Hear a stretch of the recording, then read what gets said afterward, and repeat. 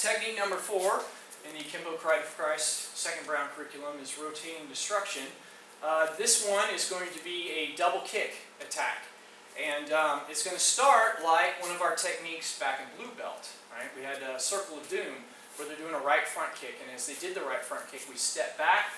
We use this inward downward using the forearm to block the kick, but then immediately catch it and under the foot, and then we turn back throwing the leg to the side, and that caused them to spin, and while their back was turned, we were able to finish the technique. So as this technique starts and they launch the right foot, that's what you're trying to do. Try and use Circle of Doom, you step back, catch the foot, and you throw it. Now, they're smarter this time. So as you caught their foot and then threw it to the side, they go with that motion, spin, and back kick with the left. So that's the second attack, and that would be the smart follow-up to somebody who is caught in that spin, right? In Blue Belt, they just plant down and you're like behind them, right? It's a perfect opportunity. And this time they're using that momentum you create by throwing their leg to spin and kick you with the left leg.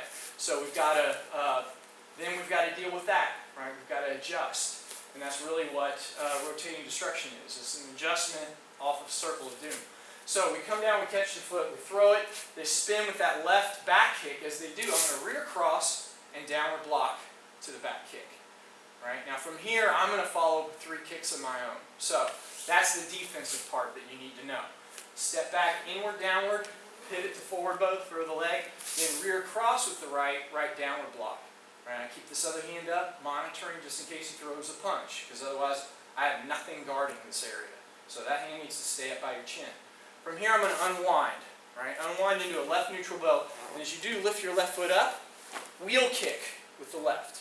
Right to the chin, right to the face, right to the body, depending on your level of flexibility. Now I should say, this is one of those techniques that I think Ed Parker had into the system to reinforce at this late stage in the process. Second Brown is pretty advanced.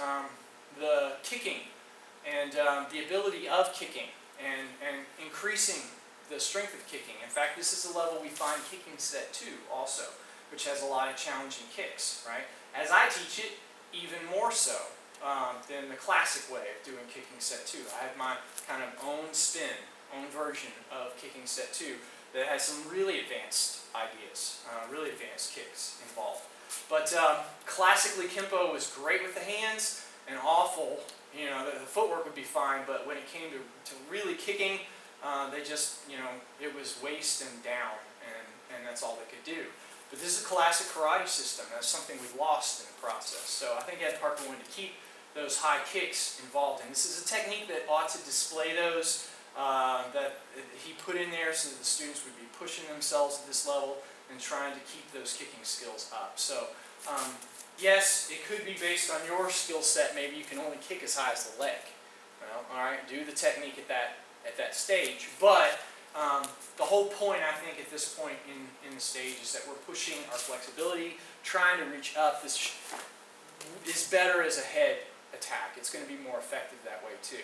So, with that said, they kick with the right, you block, you throw the foot, they spin, they kick with the left, you drop back with the right, downward block, unwind, wheel kick with the left to the head.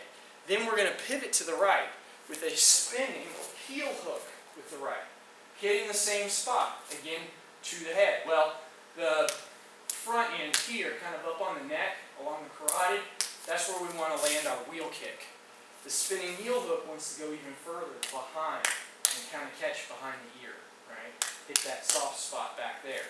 So, again, starting from the beginning. Block through the foot, rear cross, unwind. That can hit the neck. This turns, boom, behind the head, plant down, and we finish with a replacement side kick. Blasting into 12 as hard as you can, full cover out to 6. So rotating destruction, I like this one. This is a fun one for me because I like the kicks. But people that aren't like very big fans of the fancy kicks won't like this one much. But it is a beautiful technique. And it's pretty practical too when you're dealing with somebody who attacks with kicks to be able to follow up with the same thing. So one more time, and again, rotating destruction does start in a fighting stance, right? So going from here, just like our other kicking techniques do, I catch, throw, rear cross, kick, heel hook, side kick, full cover out. Alright, one more time. Fighting stance. Throw the foot. Block its left wheel, right, spinning heel hook, right, thrusting side kick, then full cover out to 6 o'clock. And that is rotating destruction. That's technique number 4 in the second Brown Kenpo Karate for Christ curriculum.